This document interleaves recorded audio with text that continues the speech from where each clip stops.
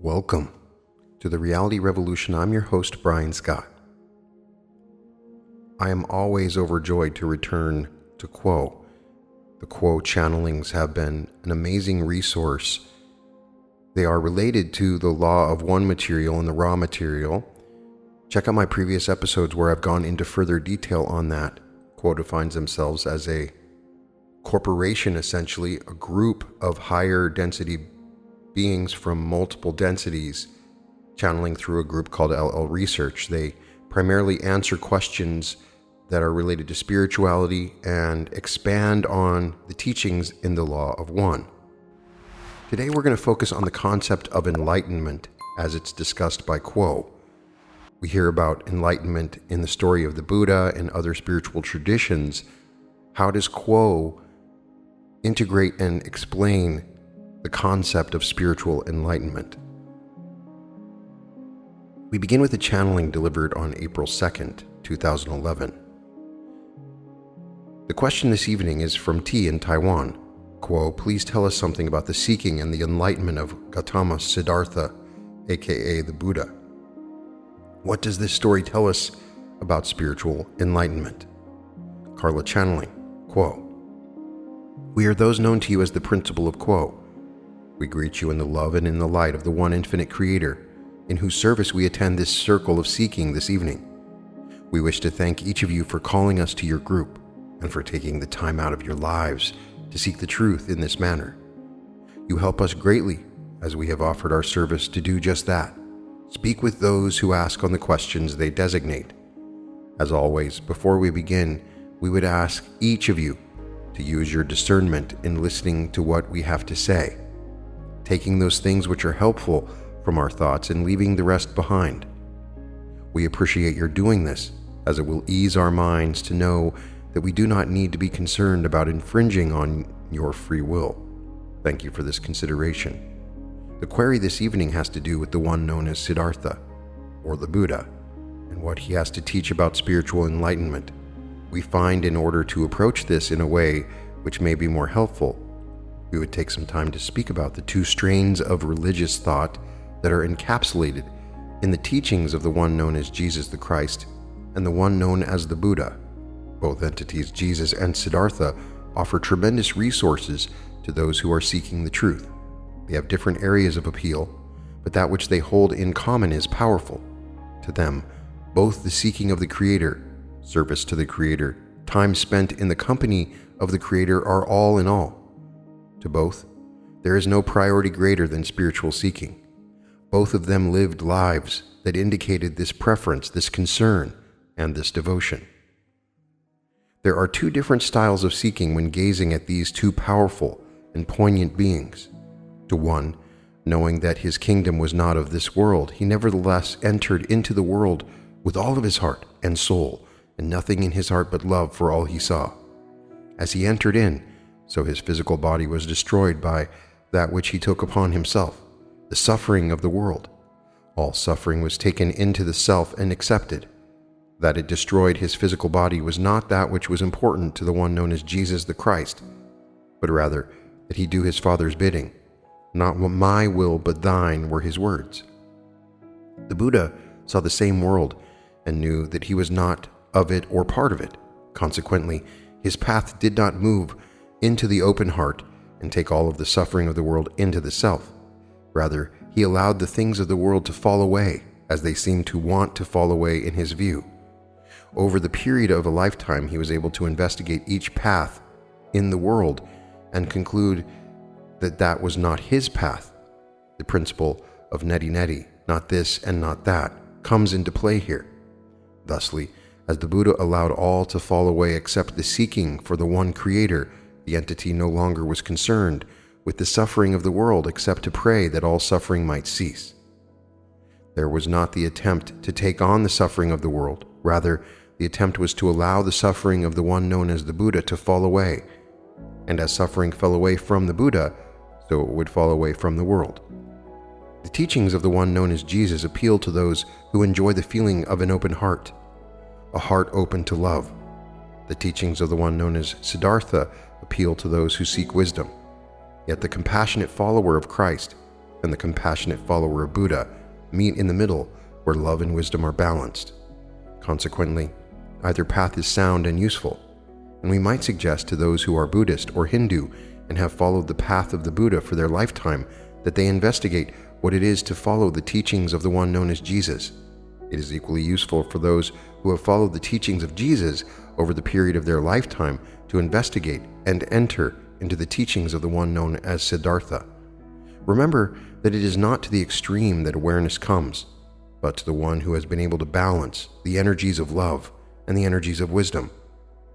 The lifetime of the one known as Siddhartha was one in which the wealthy man became poor, the active man became quiet, the leader of the armies retired from the lists and developed the habits of sitting in meditation and ferrying people across a river, humble and modest. The Buddha was not led by intellect but by his hunger and his thirst for the presence of the Infinite One. There is no better example of the truth than one entity who has achieved spiritual maturity. Such a person is capable of leading others to their own discoveries by association. We could say it was done by inspiration, yet that would indicate that thought was taken to inspire, and this is not so of the one known as Siddhartha, yet his very presence became eloquent and has lighted and inspired those who follow his teachings for many, many centuries. It is almost impossible to use words to create in others awareness, sensitivity to spirit or inspiration. It is not impossible, but it is very difficult to use words to move people's hearts and minds in a way that is lasting. The one known as Jesus worked upon this point by telling stories. The one known as the Buddha acknowledged this point with his silence, and in that silence stands the spiritually mature Buddha, that one who, just as you, had been full of desires, interested in wealth, influence, and power. There was not distaste, but simply a preference for not dealing with these. Why, my friends, would one not wish to take up the reins of government, military, economic leadership, and so forth? The one known as Siddhartha saw no attraction, no reason to stay within that prison of concepts, ideology, and the clash of wills that represents the government, the military, and the halls of power. This simple turning away, this freeing of the self from the prison of things, stands as a beacon, letting others know that it is possible to free the self of the burden of the love of things. It is a powerful lesson indeed. It is not that the one known as Buddha scorned money, but that the one known as Siddhartha was not imprisoned by attaching himself to a desire for it. Where there was no desire, there was no longer a use for that catalyst, and with his whole heart and mind, the one known as Gautama gently and firmly said, "Not this," to each thing he encountered in the world. It is a very helpful concept to separate the things of the world from attachment to the things of the world. The Buddha did not have to preach the evils of the things of the world. He simply did not desire them. To an entity swamped in desires, some of them conflicting, this freedom is precious and the way of the Buddha very, very helpful. It is sometimes very difficult to separate entities such as Jesus the Christ or Siddhartha the Buddha from the institutions and cultural expectations that have grown up about these entities after their deaths. They have no control over what happens.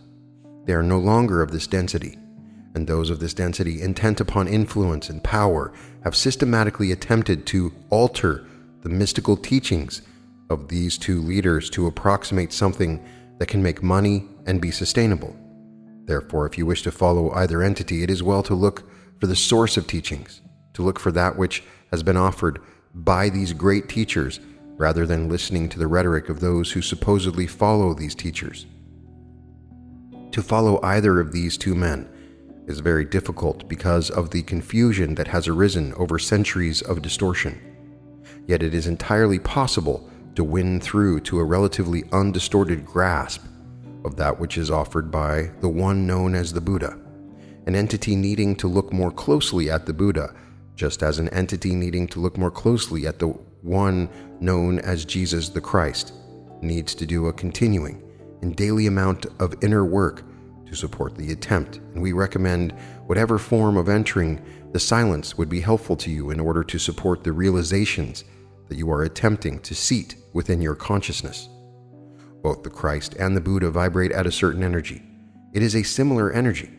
The heart of following either entity is to avail yourself of this vibration. As you avail yourself of this vibration, you become that which you are seeking to learn.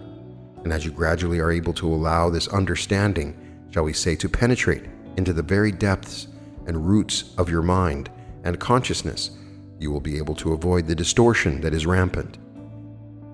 At this time, we would ask if there's a follow-up to this query among those in this circle. Quote, M writes, when in communication with my higher self, it sometimes appears as though certain requests for information are not granted. Can you comment on the principle by which the higher self would choose to withhold information in some cases and not others? We are those of quo. We thank the one known as M for his query. My brother, the higher self can offer inspiration concerning the highest and best path to follow in an ethical situation. When asked concerning where the highest and best path is, there is a fairly reliable tendency for the higher self to be able to respond. However, the higher self is a guidance system, a resource left to you by yourself. It is not designed to do your thinking for you or to open paths that for one reason or another are not in your life path. Consequently, it may seem sometimes as though the higher self is not forthcoming. If the higher self, then, the guidance system that you trust, is not forthcoming on an issue, that will tell you something. That will tell you that you are in an area where you are asking more than that guidance system can offer. We see in this instrument's mind the ancient joke concerning the grandmother whose grandchild is playing at the shore.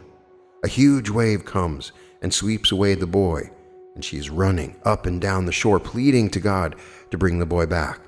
After several minutes of this prayer, the boy is dumped onto the shore, safe and sound. The grandmother rushes to him, checks him over from stem to stern, and then looks up at the sky and says, God, he had a hat. My brother, it may be possible that you will lose your hat. Storms come and suffering ensues. If you can stay in that fire of suffering and ask it for its gifts, out of that suffering will come spiritual maturity, lessons painfully but gratefully learned, and a success to that suffering.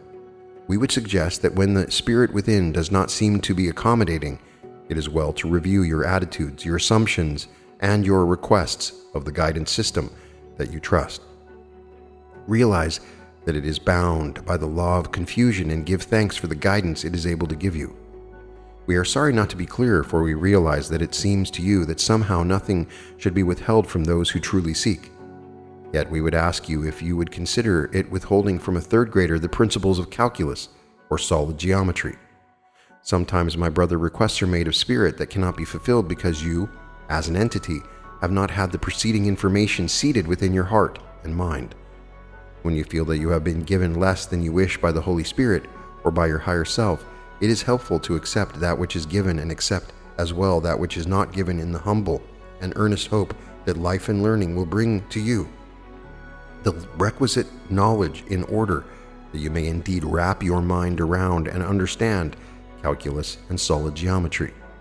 It is difficult to wait for spiritual maturity to develop within the self, and it is equally difficult to do so without blaming the self somehow for not being able from the beginning to know all that is needed in order for spiritual enlightenment.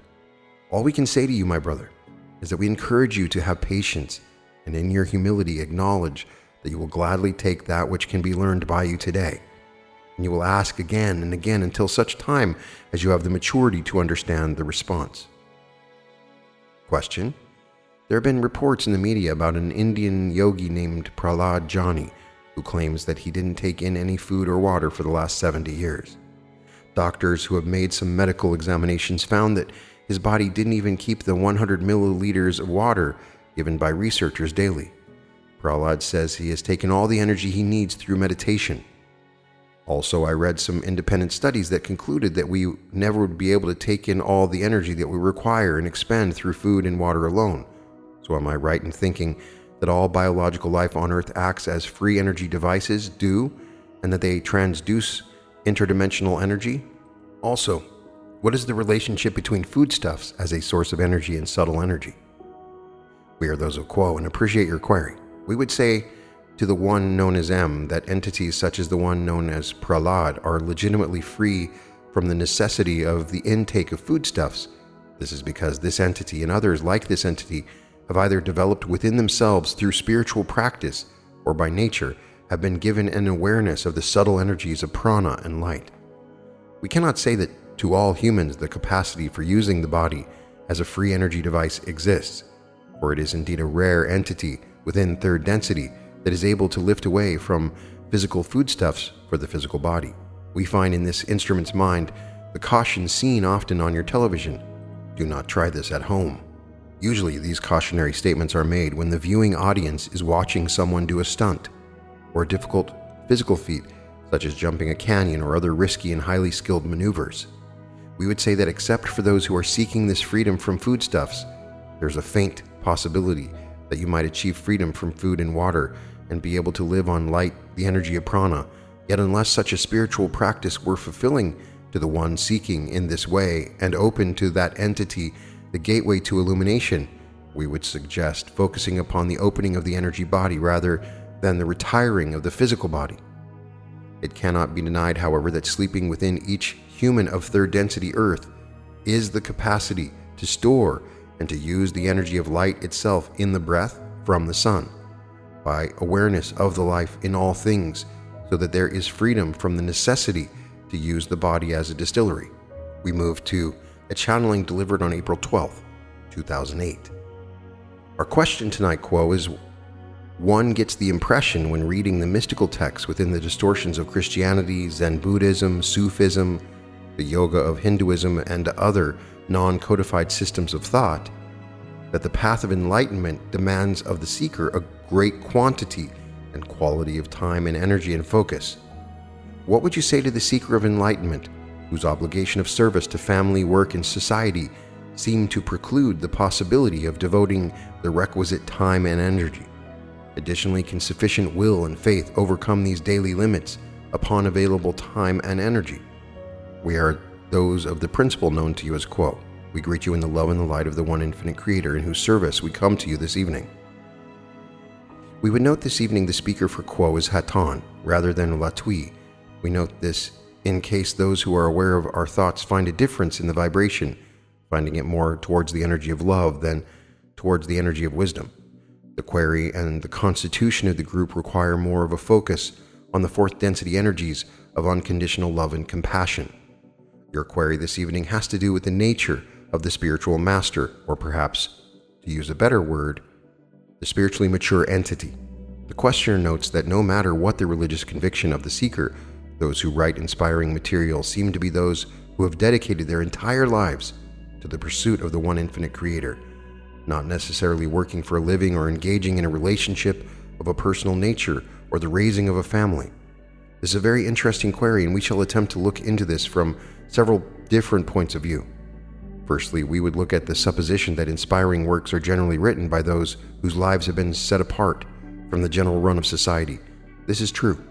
The works most admired by those who seek the truth are those works that were the product of lifetimes of contemplation and devotion.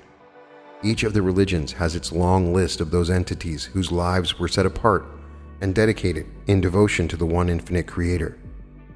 Out of those dedicated lives have come many books, poems, koans, sutras, and Vedas, and they have been a blessing to many. In the Oriental and Eastern portions of your world, and in primitive societies in general, the office of guru, shaman, or priest is an office that is held in high esteem by the tribe or people, and each tribe or village has such a beloved and well-supported figure. This entity is given honor and is part of the very fabric of the tribe or village. The guru or shaman is not precisely set apart from the rest of the population. However, it is a full-time role. It is respected, honored, and needed. There is no feeling for the Western concept of going to church on one day in a week and not thinking about spiritual matters any other time. Rather, there is the sense of the world as a magical and spiritual place altogether, a world of mystery which the guru or shaman may interpret with words or may explicate in his silence.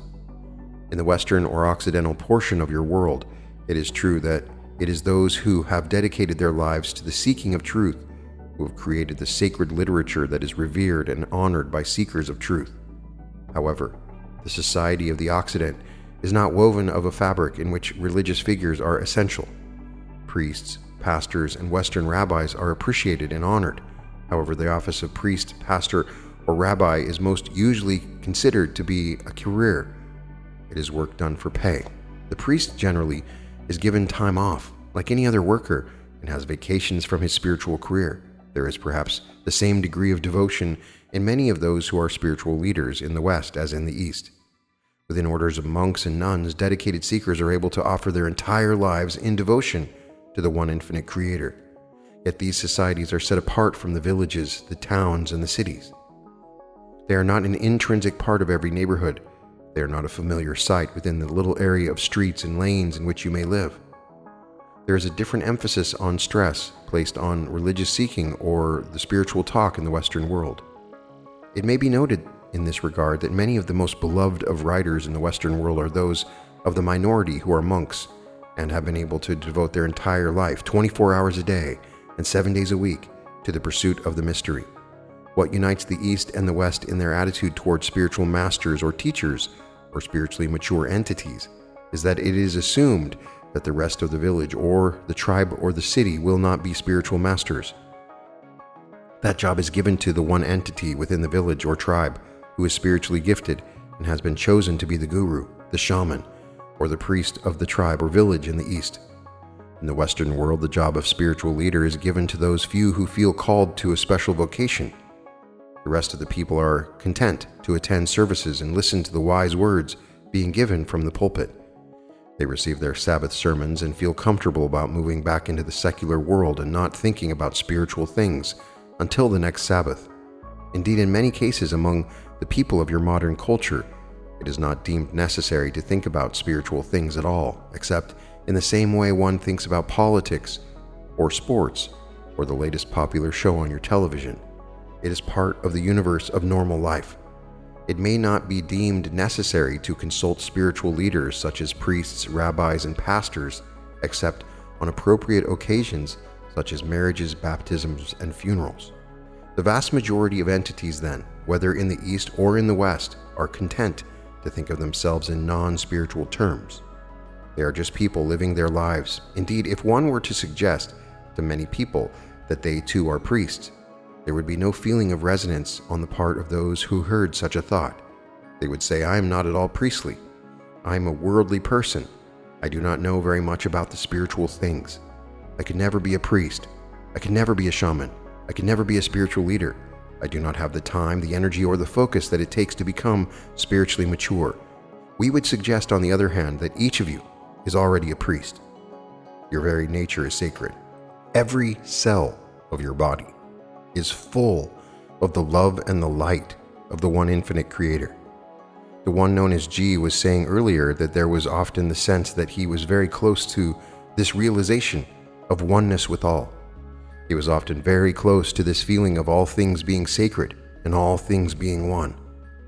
And yet there seemed to be a glass wall, a partition he could not see and could not penetrate, that kept him from those realizations of oneness. We would agree with the one known as G.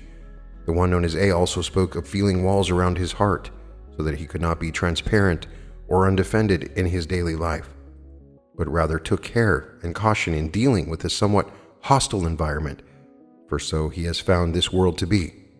And we would say the most entities upon your world find their environment often a hostile one, hostile to their safety, hostile to their comfort, and hostile to any sense of true freedom. The people of your planet have given away their power. For the most part, they have lost the conviction that they are priests. They have lost the sense of themselves as magical and powerful entities.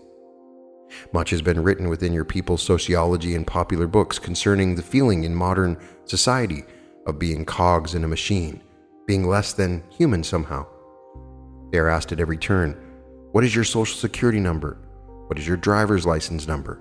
What is your passport number? What is your account number?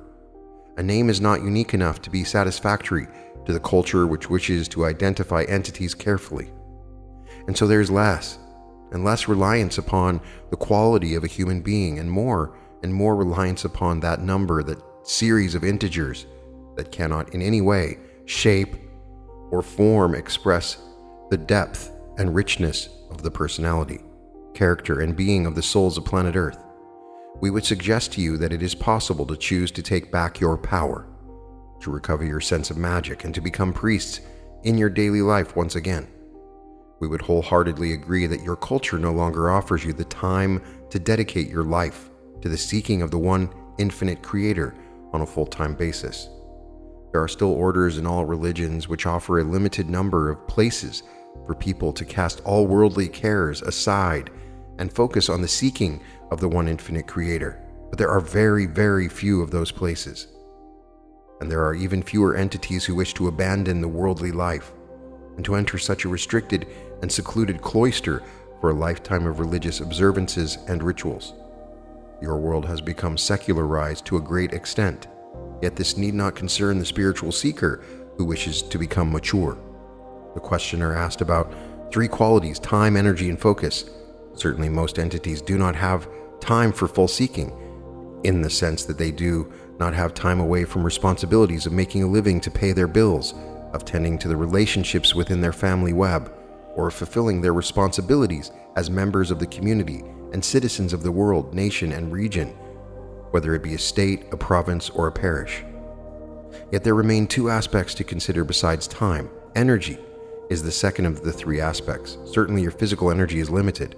In the worldly sense, there's a finite amount of energy, and once the physical body has been depleted of its physical energy, it seeks help. The exhausted body will spontaneously sleep, given any opportunity, as the one known as Jim noted. Yet there is an entirely different kind of energy that is not necessarily depleted by the process of earning a living, tending to one's relationships, and fulfilling one's responsibilities in the community. That is your vital energy, the energy of spirit, your élan vital, as this instrument likes to call it. It is certainly not easy enough to allow one's vital energy to be sapped, yet it is not sapped by physical work, as is physical energy. It is sapped, my friends, by tolerating cynicism, boredom, and negative thinking within one's thinking processes. It is extremely easy to become cynical and bored when gazing at an obviously imperfect culture, and such an attitude builds upon itself. If one is not cynical and bored, one may batter oneself against the seemingly impenetrable bastions of power, attempting to change those things which a seeker may feel are not right, not righteous, not appropriate. And many a cynic has been born of youthful attempts to change the world, only to find that it was quite resilient and not amenable to change. And so the seeker yields, gives up, and allows a world weariness to become the usual attitude. We would point out that this is a choice. There are other choices available that keep the questing spirit alive, enthusiastic, and innocent of cynicism. The one known as Jim said earlier that either one becomes what one hates or what one loves. The energy that brings one towards spiritual material is the energy of seeking to become what one loves. A positive orientation may look at disaster and chaos, and yet find hope, stability, and a vector toward place. Some entities seem to be born with a gift for positivity and cheerfulness, and how such entities are appreciated by those around them. Yet if one were to ask such a seemingly positive entity about his attitude, if he were to become totally honest, he would speak of suffering and catalyst that was hard, catalyst that threatened that cheerful attitude, and he would speak of digging deep to find the will and the faith to look beyond the obvious and to seek that energy which is unseen, but ever near, that energy of love which is our nature, whether we are incarnate, discarnate, of density 1, 2, 3, 4, 5, 6, or 7. This we all have in common. We are made of love. We can access that love through the use of will and faith, and this brings us to the third part of the query, focus. Focus is that which makes up for the lack of time and the on-again, off-again relationships with good and positive energy. In whatever estate one finds oneself, if one can focus and become single-minded in the seeking of the one infinite creator, the world and all there is in it becomes spiritual. All that one sees becomes sacred. From the least to the most, from the simplest to the most complex, all things speak eloquently of the one infinite creator. All voices are voices of love. That focus is the mark of any entity who is able to use the catalyst of planet Earth in order to achieve spiritual maturity.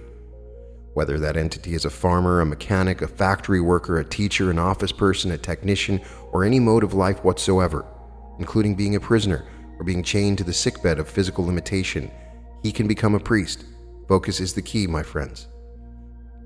We would offer you as an example of this the one known as Jim, who often expresses his feeling of being behind, and in his seeking for he must spend his physical energy each day doing hard labor. This wears out his body so that it seeks sleep when he relaxes at night.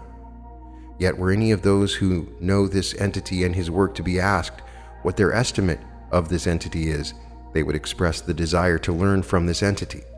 They would express the feeling that they perceive this entity to be a spiritual leader.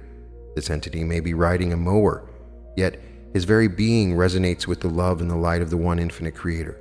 There is no truly spiritualized entity who believes in his own spirituality as being adequate, or who would call himself spiritually mature. That is something that is only a part of the self-concept of those who have not yet become mature.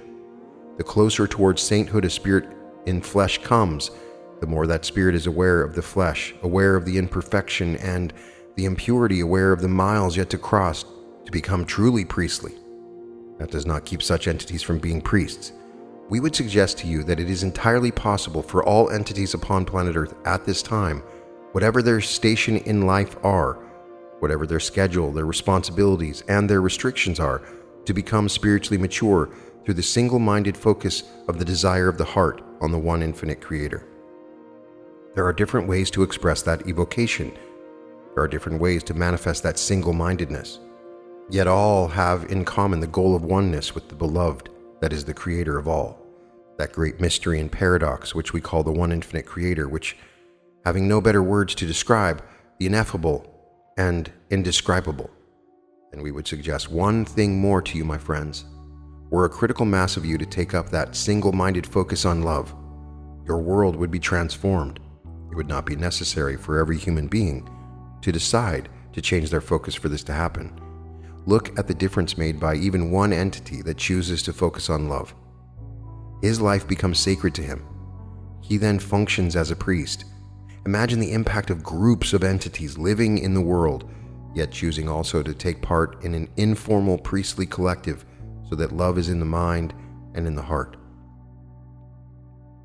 We have spoken before through this instrument concerning the need for a new paradigm, a new way of thinking, for as you think, so shall you act.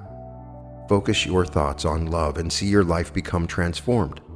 It is not that you are transforming anything, it is that you connect with the truth when you focus on love, and that truth carries you where you could not go of your human will. Your whole concept of self becomes greater, and at the same time the personality and the ego become less as you focus on love and allow the magic of transformation to occur in your life. It will not take you away from your job necessarily, but moving yourself into accord with love will transform your world. We thank the one known as G for this query and would ask at this time if there are follow-up queries to this question before we open the meeting to other questions. Hi Quo, I have a slow and delicate gastrointestinal tract, which, together with tension elsewhere in my body, prevents me from sleeping restoratively. Are there spiritual principles that might be helpful for me to think about? We are those of Quo and are aware of your query, my brother. We would note, my brother, that every seeming condition and limitation that would be interpreted as negative has a gift in its hands. The nature of a wanderer is often sensitive and delicate due to the fact that the spirit comes from elsewhere, where the wiring of the physical vehicle is different. Consequently, the ability to incarnate fully and enjoy the life of third density humanity is limited. Higher density wiring does not do well in third density. Consequently, there is the need to find ways to incarnate more and more into the body and come to love, appreciate, and honor the body. The challenge of a wanderer then, once he has awakened, is to move through these feelings of dismay and distaste at the necessities of the world. For some, it is not particularly pleasant even to eat, to drink, or to fulfill bodily functions. For there is the feeling that it should be much simpler and gentler and easier a place than it is. The heavy chemical body requires a good deal of patience and gentleness when the spirit inhabiting it is not comfortable within its own skin. Not a happy camper, as this instrument would say. Rather, it feels as though one is in prison, looking out through the bars that flesh creates, and one cannot escape the prison of flesh. Within incarnation, one is trapped for a lifetime, or so it feels to the wanderer. We would suggest, my brother, that it may help you to find ways to reconnect with the earth energy of this planet, which has given you life within this incarnation. The one known as G was speaking of sitting on a rock in a wilderness forest, letting the sun beat down on him, and gradually becoming aware that he was a mythological figure in a story of dawning awareness. Suddenly he began to hear the voices in the wind, the spiritual nature of embrace and caress that was implicit in the sun, and the thrusting earthiness of the rock, which gave him a platform on which to sit within this amazing world which you call the earth life. As he focused in and focused in some more, suddenly he broke through those glass barriers that kept him from his own inner heart. You and many others have these barriers that you cannot see, and yet are there. They keep you safe. They keep you defended. But in terms of becoming comfortable within your body, they do not aid.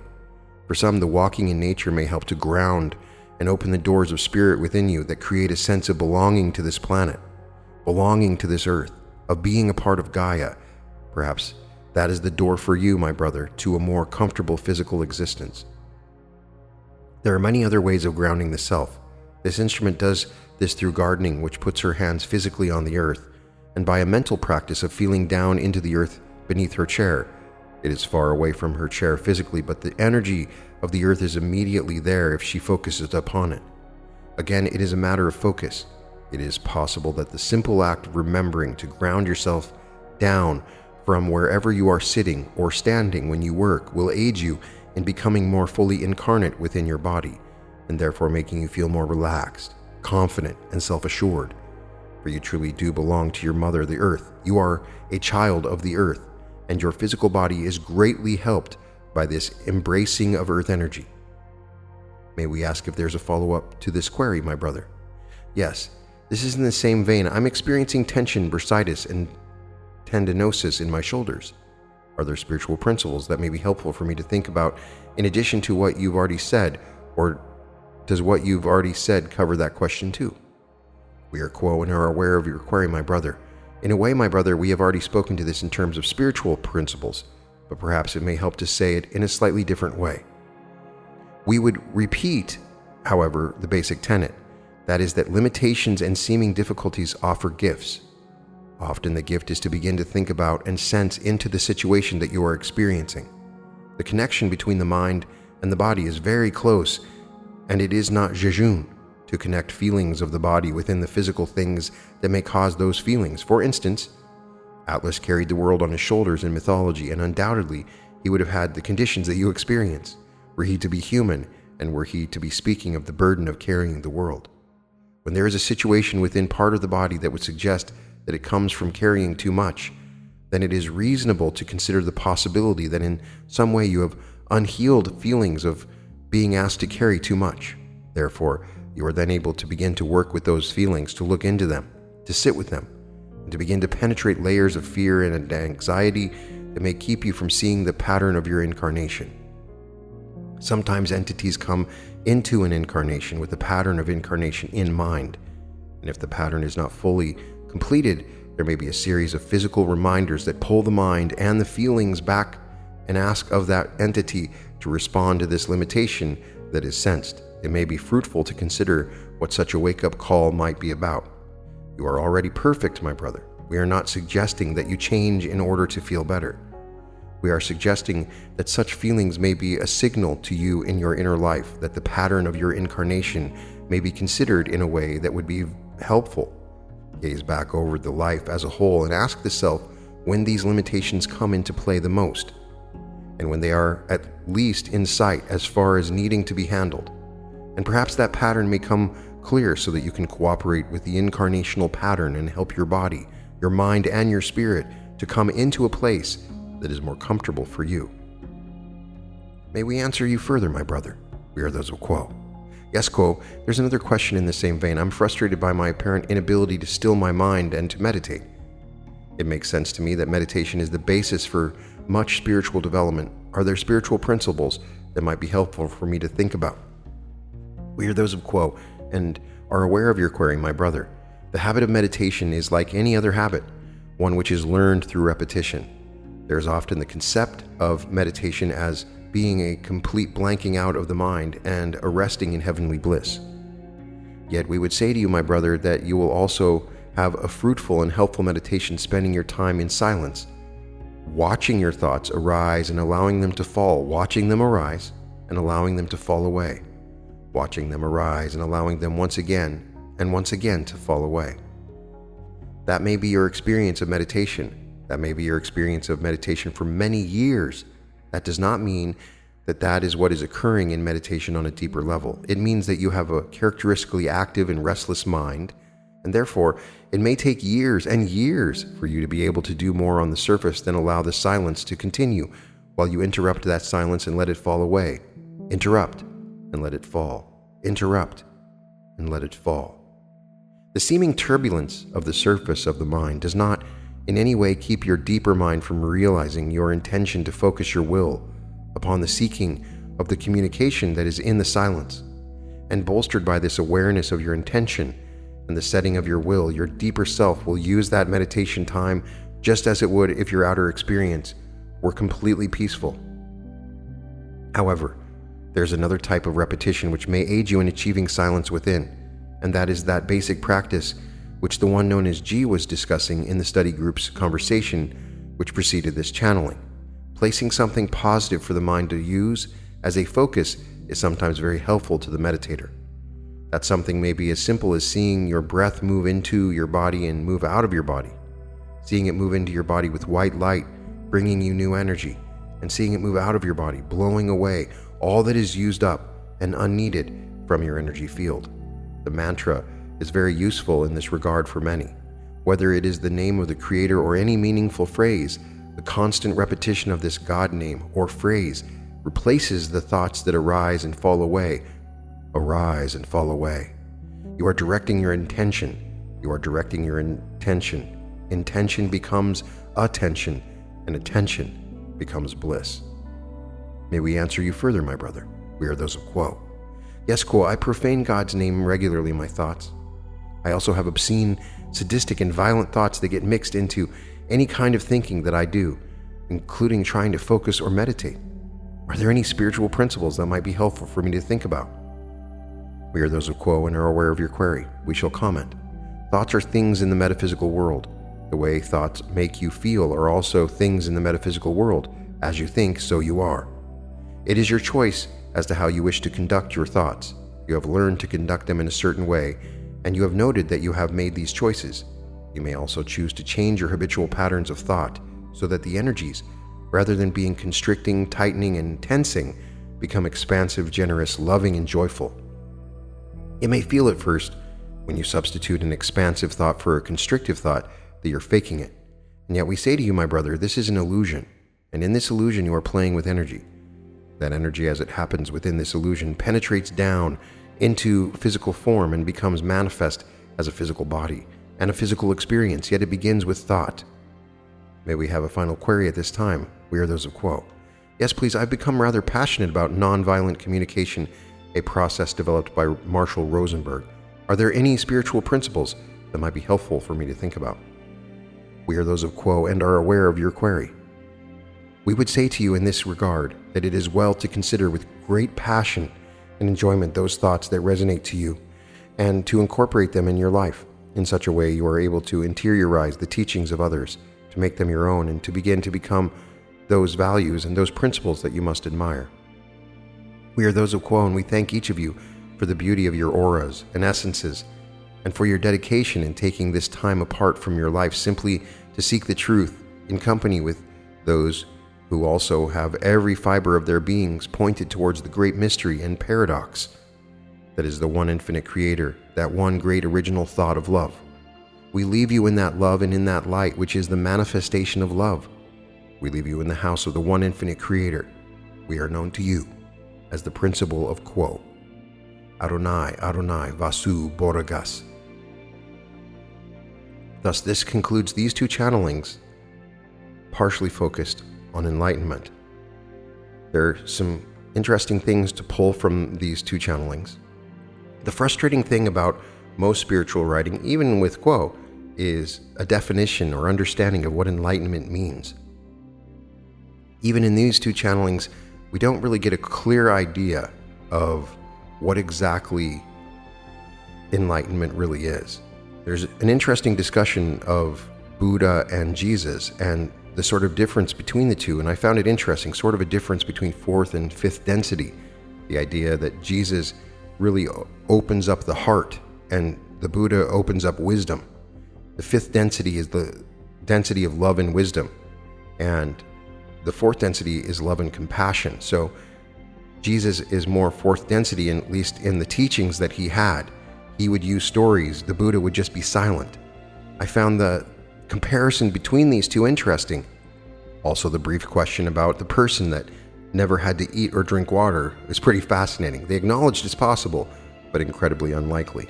And certainly there's some people out there like Jesse Boudreau, who I interviewed on the channel, that require very little food and sustenance, living on the light and the sun. So it's certainly possible, and I thought that was an interesting question. The second portion of the channeling also was dedicated more specifically to how do we find the time to become enlightened? It's something that's bothered me. We're put into this existence, and if we want to move to a higher level of consciousness, we pretty much have to dedicate our lives 24/7, but that may not be possible if we want to survive, we want to live, take care of our families. We have obligations of service and responsibilities. So the point of that channeling was to really let you know that you can still do it with focus and intent. You can be in any line of work and still find a oneness with the Creator. Although it's not said explicitly, you get the idea that enlightenment in these cases is really a true realization of the oneness of the Creator. And there's sort of a glass wall that encompasses the heart and the mind from this oneness. And if we can break down that barrier, which is what we do in our spiritual path and through meditation, and we can come to a realization of this oneness, then we have truly been enlightened. Now, intellectually, I understand the oneness. I have brief moments where I can feel the oneness, but it is not a permanent experience. And so perhaps the enlightenment is a permanent feeling of oneness with all. That may be nothing more than the opening of the 6th and 7th chakras.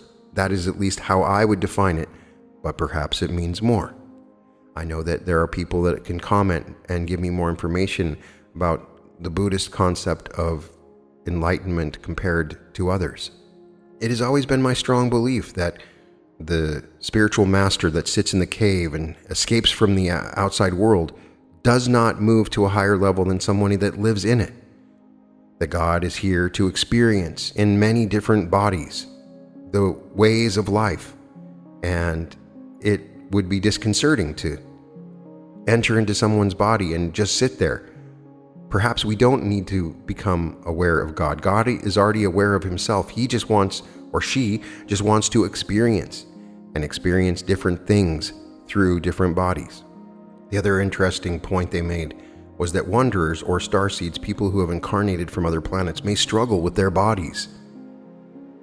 They may not be used to the wiring of their bodies, and so this is a struggle that wanderers encounter, and you can overcome this by becoming rooted into the earth, walking in nature. Let me know your favorite parts of these channelings, and if you have things that you want me to look up, questions perhaps that Quo's been asked in the past, I can certainly research it. You can find all episodes of The Reality Revolution at therealityrevolution.com. Check out the playlist for Quo, where we have a compilation of all these different channelings, as well as the playlist for the Law of One. And welcome to The Reality Revolution.